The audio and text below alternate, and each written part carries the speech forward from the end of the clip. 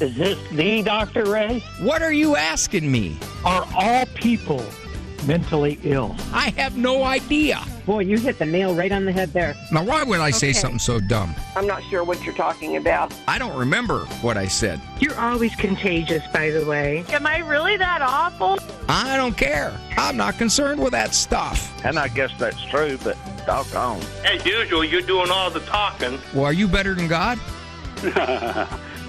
No way. I'm going to give you some bad news. You got a problem. I just wanted to call and get some wise advice, hopefully. Now, from the studios of Living Bread Radio Network in Canton, Ohio, the hometown of Mother Angelica, here's Dr. Ray. She said I was hoping to get, she wasn't hoping, she wanting to call and get some wise advice, and then she paused. Now, whether that was a comma, get some wise advice, comma, hopefully, or was it a dash? Wise advice, hopefully, because the dash would make it more hopeful, at least from her perspective. She didn't have to throw that in. Matter of fact, I don't even think she did. I think Andrew, through the wizardry of what he can do over there in Ann Arbor, just found another woman to say hopefully and clapped it on to that woman. At least that's what I want to believe. Thank you for joining me here, and the doctor is in.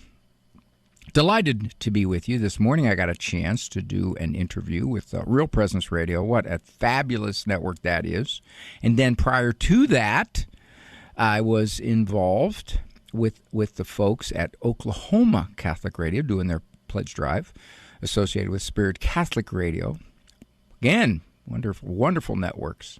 Those places just keep expanding and growing, spreading our Lord's word through his church. Thank you for letting me be a part of it. The number here to get on to the program is pretty simple, 877-573-7825, 877-57 equal. Many reasons. Top reason is some situation or circumstance or person, a lot of times it's a person, in your life that is frustrating you or perplexing you or hurting you, or causing you to be unlike you want to be, or making you go to confession a lot more than you want to. So, that's the main reason. Sometimes people call in to help others. Somebody will call in, and it will prompt a couple of calls because they had the same situation. And they wanted to help out. Or they wanted to correct me, or they wanted to add to what I said, which fell deficiently short in their opinion. But I'm not paranoid, am I? Do you think I am? Also, some people have generic questions. Questions like, does hypnosis work, Dr. Ray? You know, you see these cop shows, and they use hypnosis to dredge up memories that, well, they didn't remember that license plate, but let's get them under hypnosis and see if we can pull it out.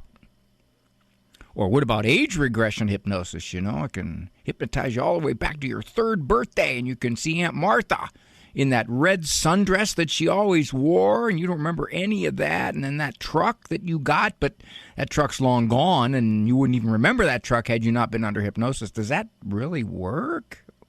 So that's another reason. A further reason is just an insight of life. People will have something they've learned over the years in parenting or marriage or faith or living better, and they want to share it.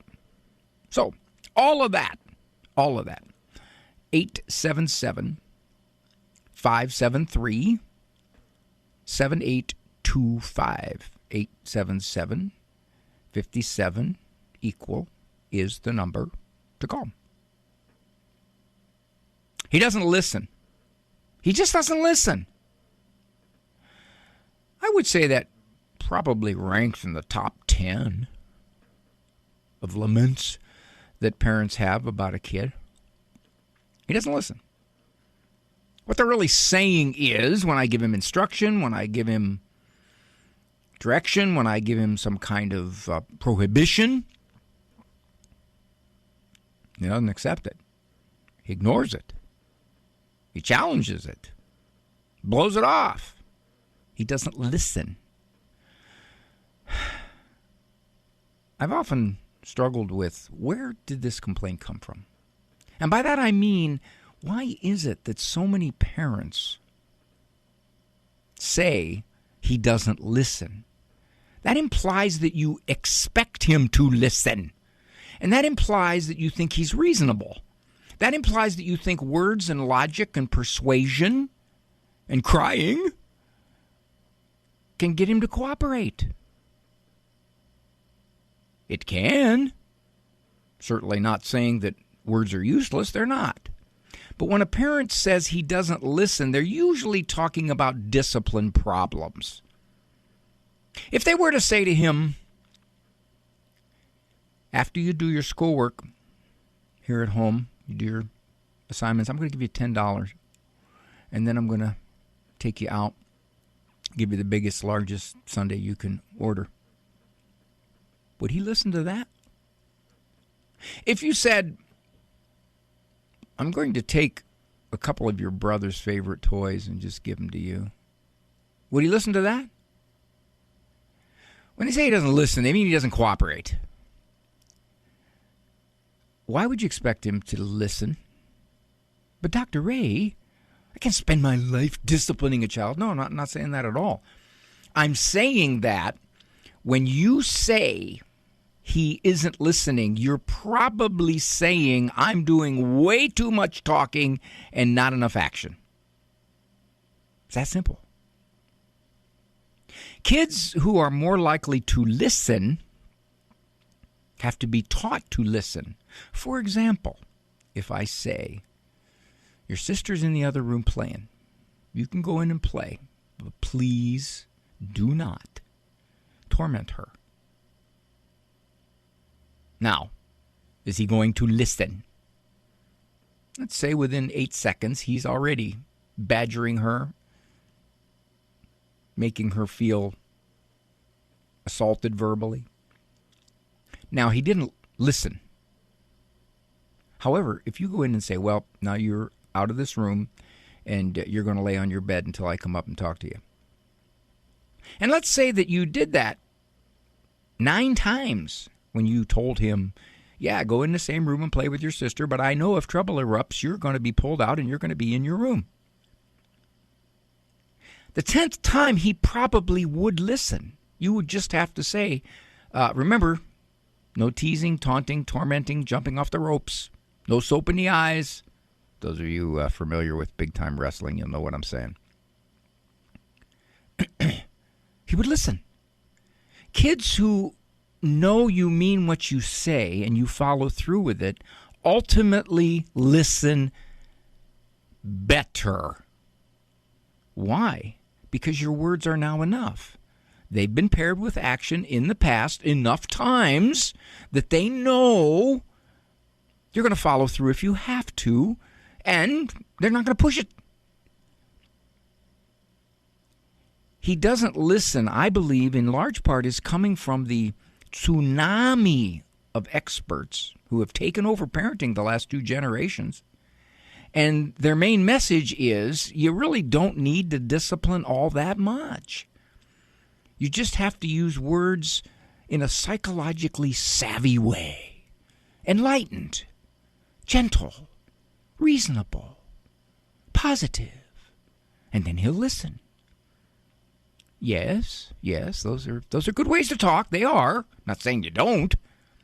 But I'm saying those ways alone generally do not work well in teaching a child to cooperate. They generally lead to arguments, or being ignored, or frustration, or melting down.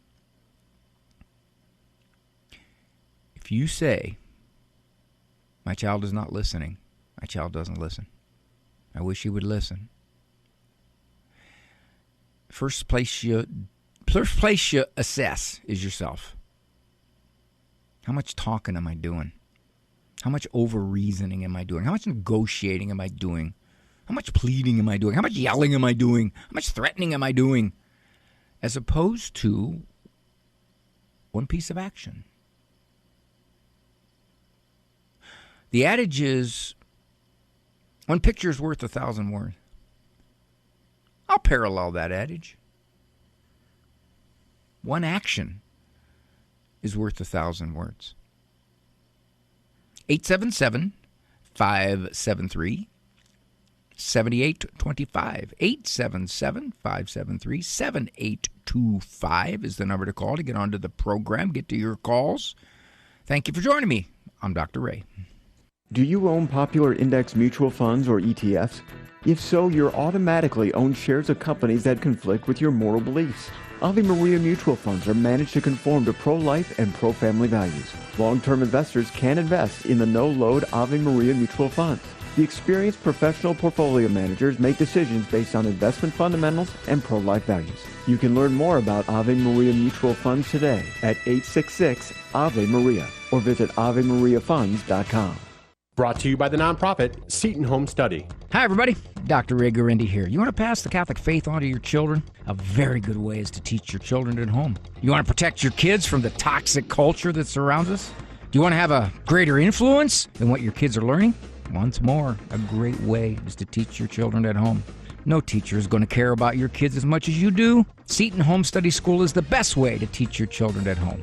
Go to setonhome.org. setonhome.org. Underwritten in part by the following nonprofit. That They May Be One, a docudrama featuring Cardinal Raniero Cantalamessa, Dr. Mary Healy, and Francis Chen, exploring how the Holy Spirit has been working across generations and denominations to answer the prayer of Jesus. Church is meant to look like the church of the Acts of the Apostles. And if you read Acts, you see just how far we are. In theaters May 19th and 20th. More information at thattheymay-be-one-film.com. Ave Maria in the Afternoon is underwritten by the following nonprofit organization: Real Estate for Life. Buying or selling your home or business property? Real Estate for Life can connect you with one of 1,400 pro-life real estate agents around the world. When Real Estate for Life receives a referral fee, they donate 70% to Ave Maria Radio and Human Life International. More information at realestateforlife.org or 877-LIFE-US1. That's realestateforlife.org. I'd like to think I am somewhat magniloquent in my badinage.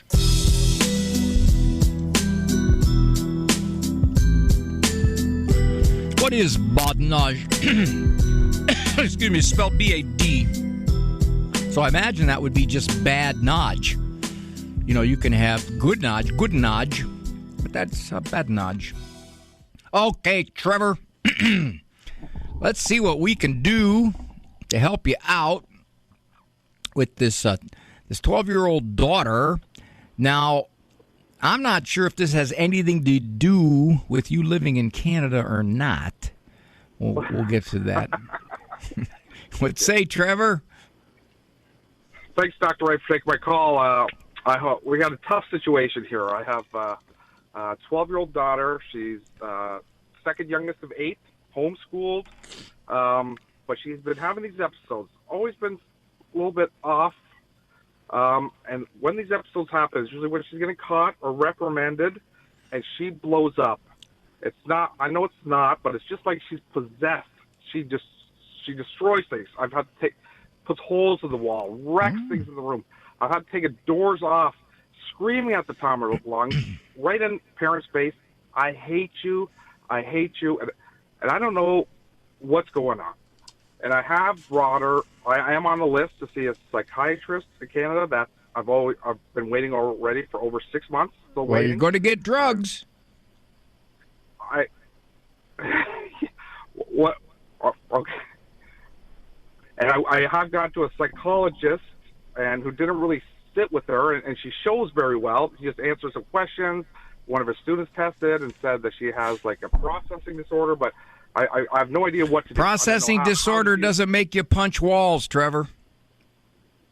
Exactly. So I'm open. What do we do? We don't know what to do. And it's very disruptive to the house. All right. Now, I'm going to give you about 5 or 6 minutes of observations here. And I don't really care whether you buy my book or whether you don't. But I got a book that will give you several hours of reading time observations. It's called Standing Strong, Good Discipline Makes Great Teens. And it's about 70 of the most common discipline problems But I hear from parents with kids about 11 to 18. It's on my website.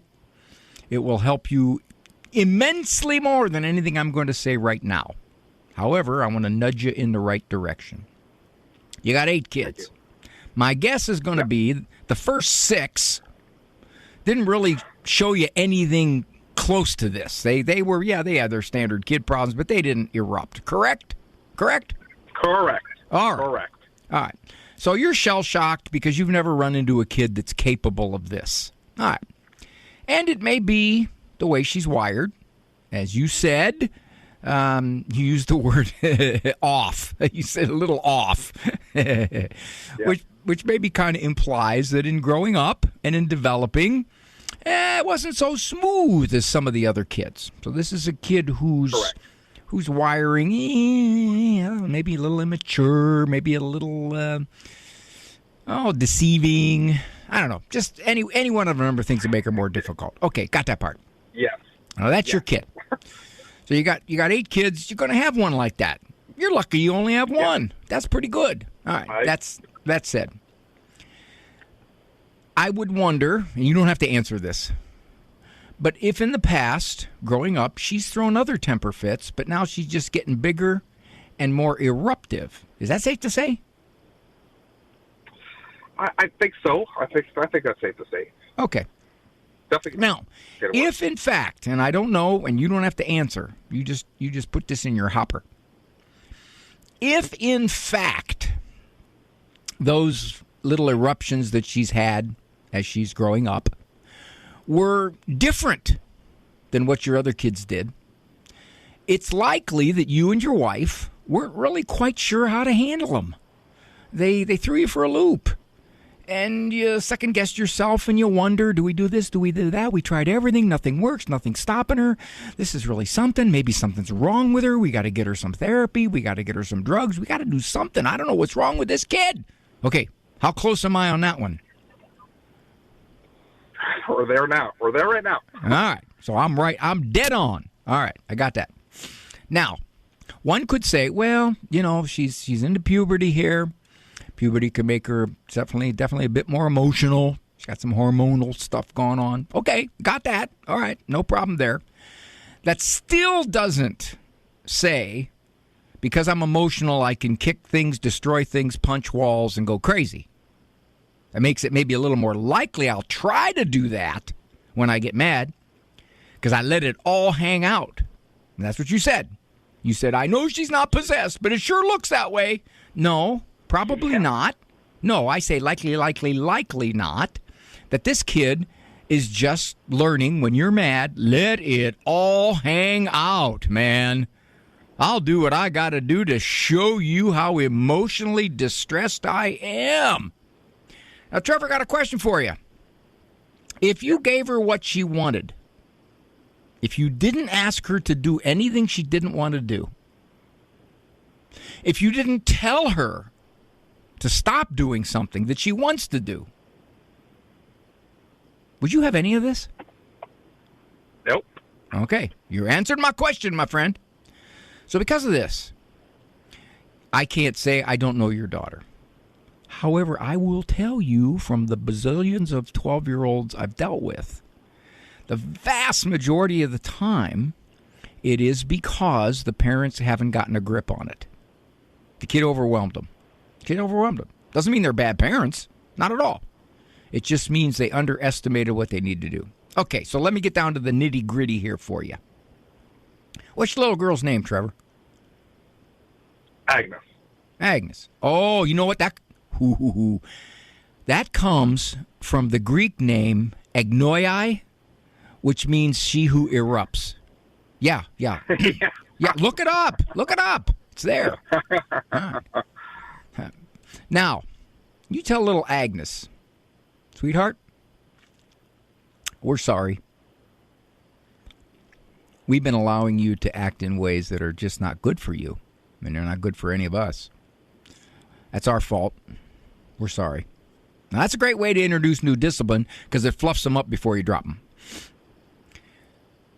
Agnes, got to tell you, honey, from this point forward, you ever throw one of those kind of crazy fits again, And for the next 4 days, you will have absolutely no privileges whatsoever. You will get bread and toast for food.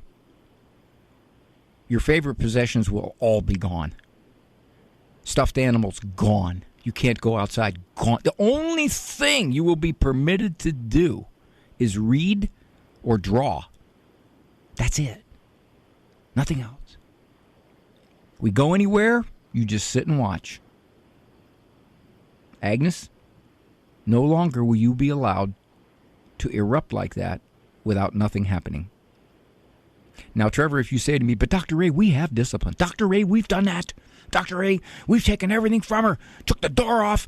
You know, Trevor, hey, I've heard a million parents say they've taken the door off. You know what would impress me? I'll tell you what would impress me.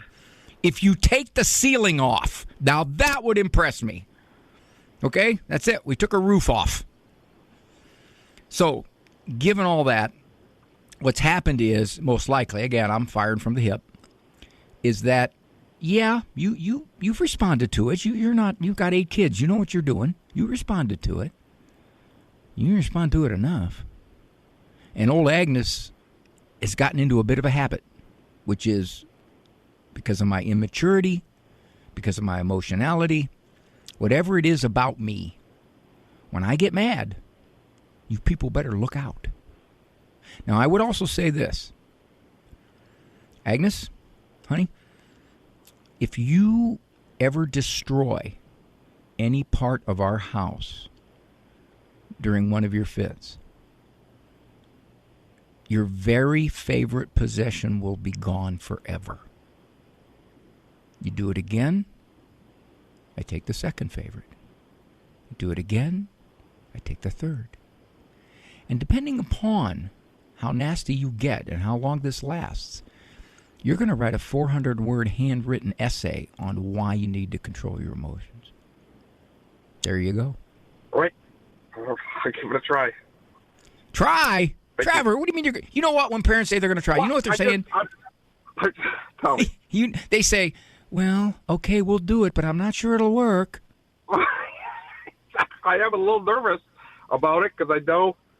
Well, she's going to go crazy. It's tough to deal with her when she blows up. Like, she's throwing things at you. She's yelling at you. Okay, you know, here's the thing. Here's the thing. You stop her from doing that stuff, and then you impose the penalty.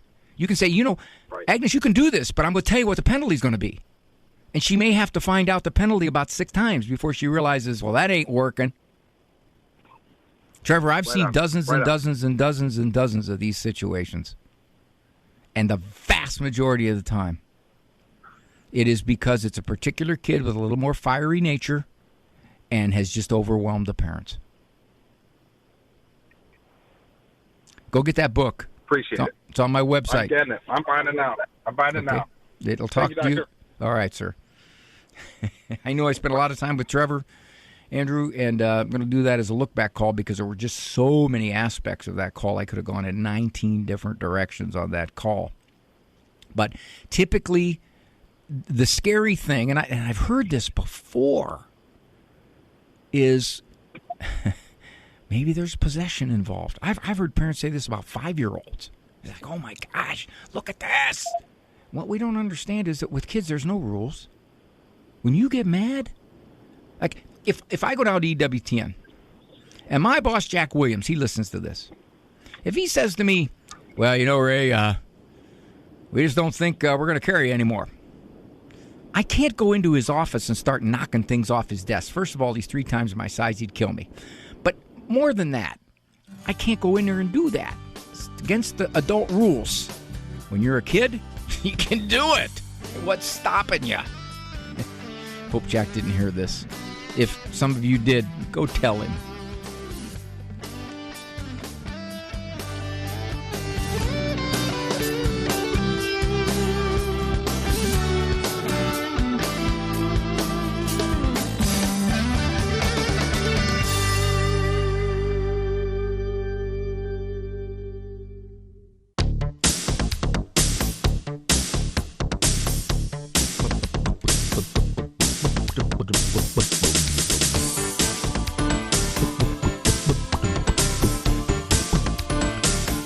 Okay, I'm going to go to Javier here in a second. I just want to say thank you to the kind folks, the Catholic Radio Network there in Bloomington, Illinois. Bloomington and Normal, those are sister cities. I wanted to go to Normal. I mean, wouldn't you think a psychologist would want to go to Normal? I guess it was founded by, didn't realize this, Abigail Normal was her name. Abigail Normal. They called her Abby for short. Abby Normal. Okay, sorry, man. You people ain't paying for this. Well, you are if you support your local radio station. But I want to thank them. They invited me to be part of their 15th anniversary celebration. Great food. Ice cream was phenomenal. I consider it a nice privilege to get to be part of so many of those. And thank you so very much. So, where else are we at here? Just one quick comment before I go to Javier. I don't personally know of this, obviously. Teresa Tomeo does because she's lived longer, lots longer. But in the old days, for better or for worse, don't read anything more into what I'm saying than that. A 12-year-old who threw a fit like that would get a definite spanking, would definitely get some kind of physical response. Now, we don't do that anymore because we're not allowed. Although we are, but in the old days, definitely what was used to spankingly deal with children was more intense. Would have stopped it. Probably would have stopped it. And again, the argument can be made, well, was that inappropriately stopping it? Whatever it was, and please don't give me email and say, Doctor, I can't believe that you actually recommended that. I didn't recommend it. Just making an observation. And I know there are many of you listening who said, oh, yeah, I'm a grandparent now, but I know my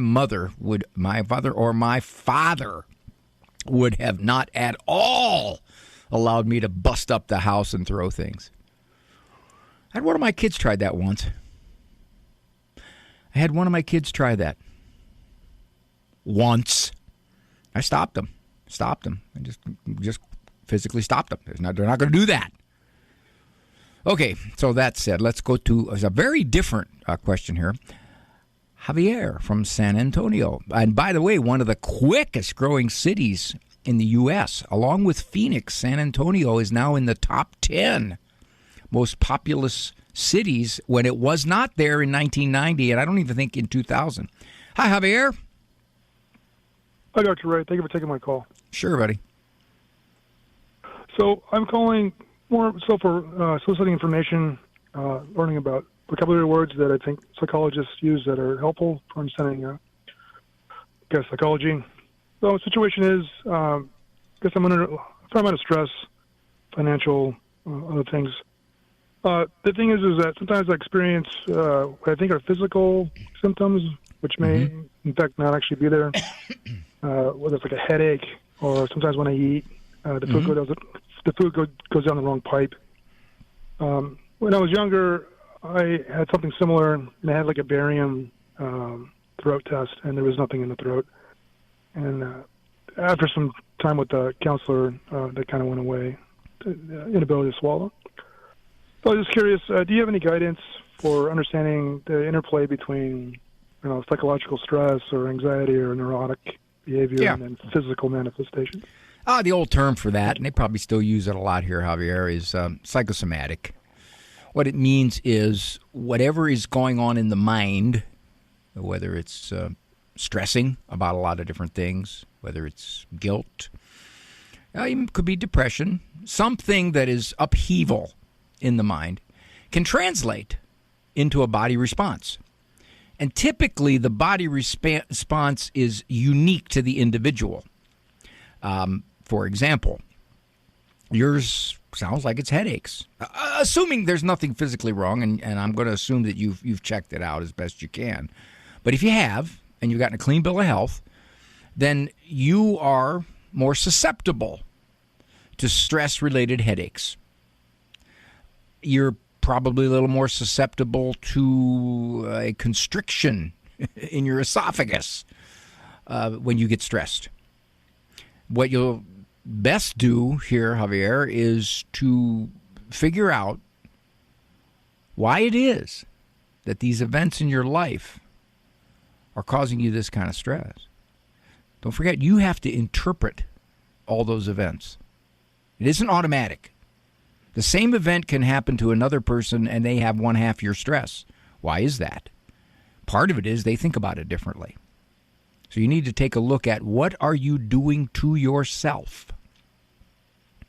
What are the thoughts that are coursing through your head? Maybe it's what if worries. You say, stress on the job. What if I lose my job? What if they find out I'm not competent as they think I am? Whatever it might be. What kind of thinking are you doing to create this kind of stress, which manifests itself physically? Now, any of what I just said raise a few more questions for you.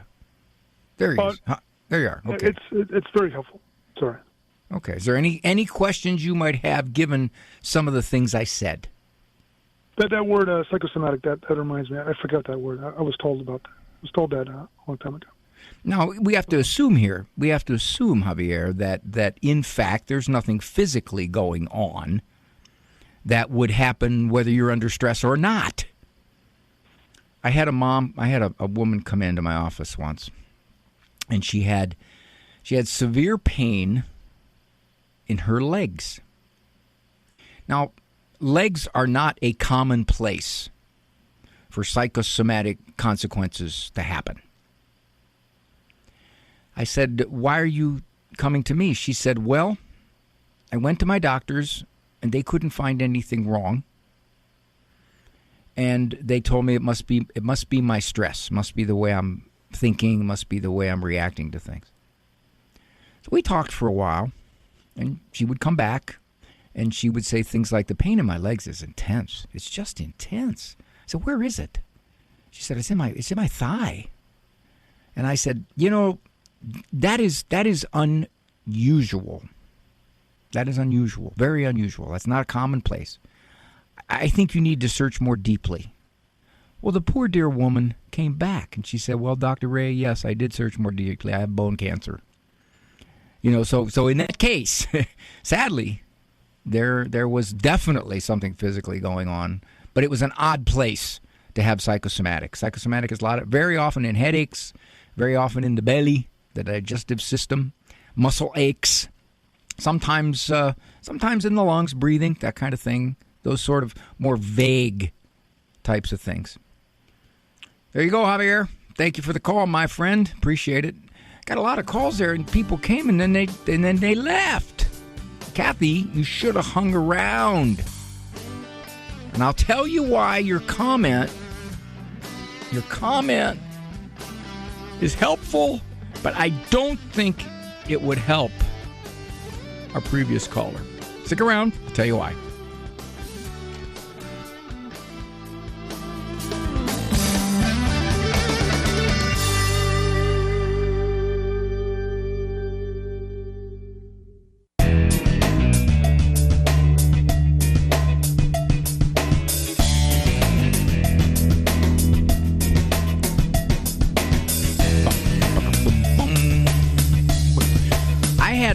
From Cocoa, Florida call. Divine Mercy Radio down there. Comment on our first caller with the 12-year-old who erupts. What if the daughter is forced to listen to Dr. Ray for an hour? Now, the reason I did not suggest that is because that's over the limit. And it's one thing to say you don't have any privileges until your wedding rehearsal dinner. That's one thing. But to say 1 full hour of attending to me, no, that's cruel. That's cruel. She could have called Children's Services. That's right. Well, it is only 56 minutes, but the breaks is still around 48. But still, that's rough. That is rough. All right, I said I'd talk to Kathy real quick here before I go to Raphael and Bill. Kathy said she broke her daughter's habit of throwing fits when she was 2. Copy her throwing a fit. Yeah, that can work. The key is she was 2. And these are babyish fits.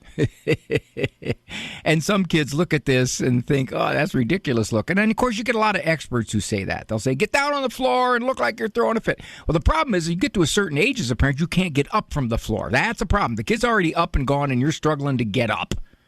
All right? I think I'm getting taller because it's a lot farther down when I have to go down to tie my shoe. So Kathy said the daughter laughed and never did it again. Yeah, and I think also there was a whole lot of other stuff involved, too. Kathy was probably a very good mom, and perhaps this little girl didn't get on a roll. From what our dad called it, that this 12-year-old had been on a roll for a while. They weren't as intense early on, but that's usually the way it goes. I mean, if you don't deal with it, they far more often get more intense than taper. All right, now Bill is in medical school, so I got to be real careful here. But he sent me a very nice email, and I was going to address this email, but since you called in, let me, if you will, Lemme, ooh, pretty bad. Let me recap your email. Is that okay? Yeah, go ahead. Okay. Got a 2-year-old. 2-year-old is still sleeping in your bed and waking up 3-4 times a night. You got baby, too. You're in med school, and you guys are thinking, holy mackerel. I mean, med school's rough enough on you, but now you're not getting any sleep. Jeez. And your wife is a little nervous. The wife's a little nervous about what to do about this. And you being in med school and probably a victim of medical students' disease, you're wondering, okay, is there something we're missing? Okay, let's go into this. Yeah. And then you had some family doctor tell you, well, it could be some kind of sensory processing disorder, which is really funny because you can't. Okay, so there is at age 2. All right, so what are you going to do about it? Don't have it. Mm-hmm. So you also said, and this sounds like a guy in med school, well, we can't eliminate everything. Well, you're right. You can't. But you can get to a point where you say, given our best knowledge, there's nothing wrong. Are you at that point? I would say that I am starting to get to that point, but my wife is not. Well, she doesn't trust you as a medical student? What's she concerned about? Absolutely not. She's concerned about, Bill, a lot of kids don't sleep through the night if you don't make them. That makes a lot of sense to me, but in her own reading, she's done a lot of... Oh, she went to the internet. That's a great place to learn how to be a parent. Yes. That's ruined more parents than I can count. Yeah, and we are definitely Gen Z parents, and so we have fallen often to the wisdom of the online world as opposed to the real people in our lives. But how's it working? How's it working for you? It's not pleasant. But no. That being said, I will say her own parents were also parents that co-slept with their kids and did things a much more, I would say, gentler way than my parents did. Mm-hmm. So she comes from that background growing up. And, her siblings have all turned out very well. They all have the faith, and they are well-regulated individuals. And one of the things that's very important to my wife that she does not see as necessarily the quality of my family is the quality of empathy. And so anything that could impact my son is a very sensitive kid. When another baby cries around him, he is totally feeling it, he wants to cry himself, and she loves that sensitivity that he has. And anything that could be punishing to that sensitivity or you in big trouble. Communicating. You in big trouble. What? You in big trouble. I'll tell you why. I don't know how your little guy's going to turn out, Bill. I can't say that. And he could do fine. And by time he's 15, he might not be sleeping in your bed anymore. So, eventually it's going to pass. Your situation is this. It sounds to me, tell me if I'm wrong, your wife will not allow you to do what your instinct is telling you. So she will continue to do it as she sees best, as she has read on the internet best. And one of two things are going to happen. Ultimately, your little guy by age 3, 4, 5, and it will be by age 3, 4, 5, maybe later. I've had 14-year-olds still sleeping in their parents' bedrooms. She will eventually say, one, I'm getting tired of this. I can't get any rest. He's waking up too many times. This is awful. We got to do something against my instincts. That can happen. My office is filled with people like that. They say, I've been going in that direction. I just thought it was the best direction, and I was going to do it that way, and now I can't take it anymore. That happens. Or two, she will say, okay, Bill, I trust you. Do it this way. Now, okay, if you're going to ask me, here's my best guess. There's nothing wrong with your son. And I say this on the basis of just what you've described, that you're a medical student, you'd see things, you've had tests, et cetera, and the one doctor had to come up with some fuzzy diagnosis like sensory processing disorder. Okay, all right. One thing that I think might have some legitimacy is some sort of like maybe he's got some big adenoids that are blocking off his nose, and he has a harder time breathing through his nose. Check it out. Yeah. All right. So once you check, that's where we're working on that. Once you check it out, it could solve your problem, or it could not. Here's why. Let's say that's it. Okay. Let's say that's it, and you correct the problem. However, you now have a lingering problem, which is I don't want to sleep in my own bed. So that doesn't mean automatically this little 2-year-old's going to go, okay, I'm comfortable in my own bed now. I don't need to be sleeping with you guys. All right. That's one. But let's say that's not it. And what happens is, and I see this all the time, his sleep gets disrupted. He knows where he's comfortable. He wants to be with mom. And he wakes up a lot because he's agitated. He's not put in his own bed to fuss himself to sleep a few nights worth because mom's going to panic. Mom's going to say, "What's this doing to his little psyche? He feels abandoned. He feels isolated. He feels ignored. He feels neglected. This is going to mess his psyche up because I read those things on the internet that said that's what happens. And when he's 37, he's going to be shooting people." That's what happens. I've seen all this stuff. Or he's gonna have anxiety. Oh yeah. Not know how to deal with his problems. Yeah. Right. But here's the other problem with that, though, and that I don't know how to convince her otherwise. And I would recommend you don't even try. I think you're going to have to let this play out. I think I know where you're going to go with this one. Yeah. Go ahead. He's more likely to have those problems if it becomes a discipline problem. The research is overwhelming. When kids are discipline problems and allowed to continue to be discipline problems, they are at much higher risk for anxiety, for depression, for drug use, for suicidal ideation, for misery, much higher.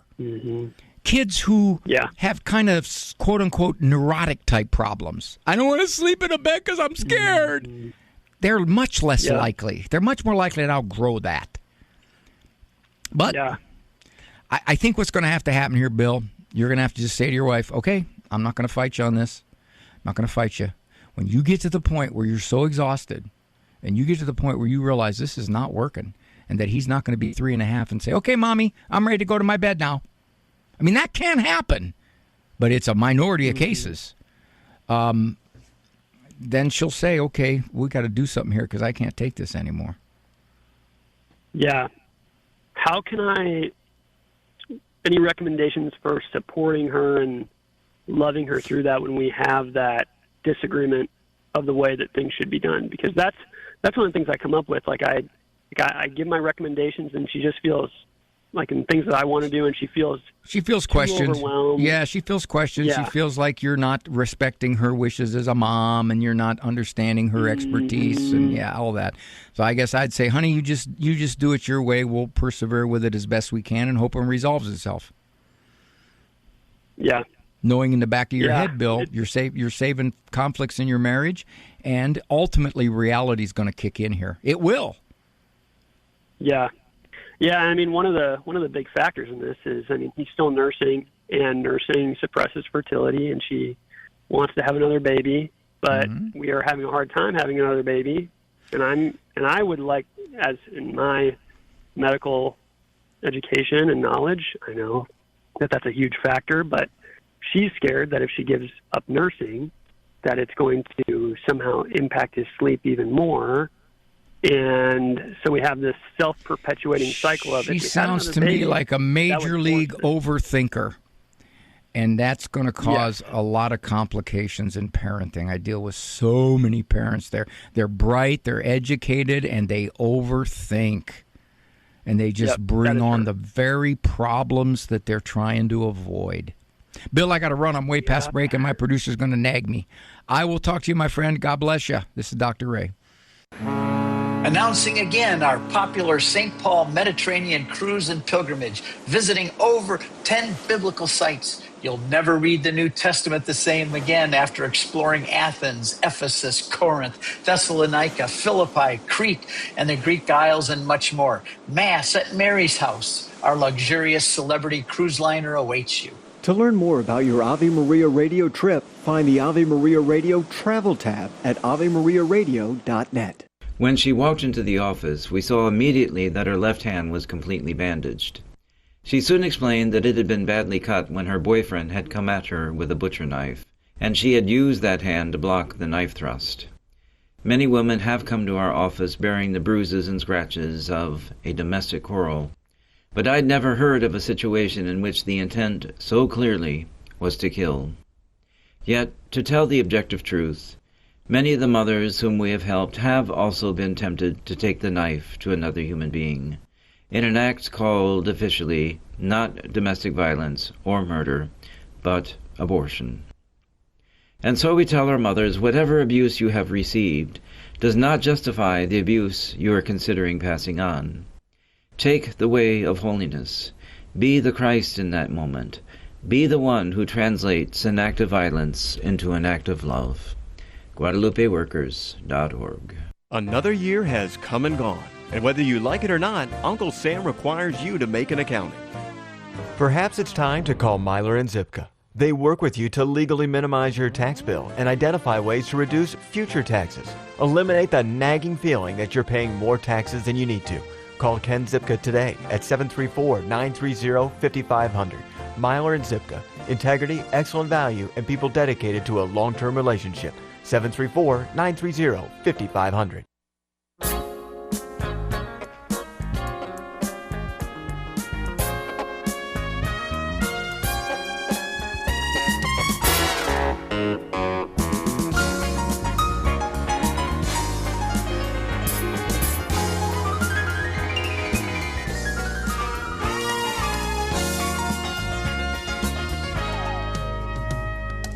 Very nice to have you with me. Let me go to Raphael from Spirit Catholic Radio, Nebraska. He has a very straightforward question. The answer to it is yes. However, obviously, there's a lot more variables involved. Hi, Raphael. Hi, Dr. Ray. I'm one of your biggest fans. You are? Yes, sir. I listen every day for about 2 years. Raphael, I don't listen every day, okay? I listen only while I'm at work, so. All right. Well, you're ripping off your employer. No, I deliver mail, so I can listen to the radio. It's okay. You can't say mail, Raphael. You have to say people. I deliver people. Oh, I deliver mail. Yeah, no, not allowed. That's letters. Gender, there you go. That's better. Oh, they're letters. Sorry, I forgot. Gender insensitive. You're asking, can stress from a past, having lived through it however long, cause something like ulcerative colitis? Colitis is it can be related to high levels of stress because things change in your body. With high levels of stress, cortisol is released. It's a long-term destructive hormone. Things can happen. There's a cascade of chemicals that happen in your body when you're under chronic stress. Can it cause it? It can make you susceptible to it. It can make it so that you weaken that area. Okay, because my stress was when I was a little kid, and I don't want to talk bad on my parents, but I live really rough, and, I'm Hispanic. My parents would hit me a lot, and my mom would be really rough on me. But either way, it didn't happen until 6 years ago, and I had more stress than my mom and dad, where my mom kind of just dismissed me, and my dad dismissed me. But we're good now. It's just they don't wish my kids happy birthday. I have 3 kids. They haven't wished them happy birthday this year, but that's fine. Raphael, I would be slow. I would be slow to pin that on your childhood on that because you can't know. You're only a sample size of 1. You can't know if you would have got ulcerative colitis or not. And if you say, well, there's a chance that they were a factor in this, the problem with that is then that creates ill will or resentment toward your parents because now I've got this living reminder of my childhood and the way you guys are. You don't even involve yourself with my kids. So I would be slow to do that because 1, you can't know for sure, and 2, if you do lean that way, then it just causes resentment. Raphael, call back. This is Dr. A. What a nice time I had with you folks. I appreciate it so very, very much. Thanks, Andrew Kruchek, producer man, Eric Dumont, call screamer. Walk with God. Stay on that walk, I'm telling you. For information on Dr. Ray's presentations, books, and CDs, visit drray.com and follow him on Facebook and Instagram. The Doctor Is In is a co-production of Ave Maria Radio and EWTN Radio and carried across the EWTN Global Catholic Radio Network.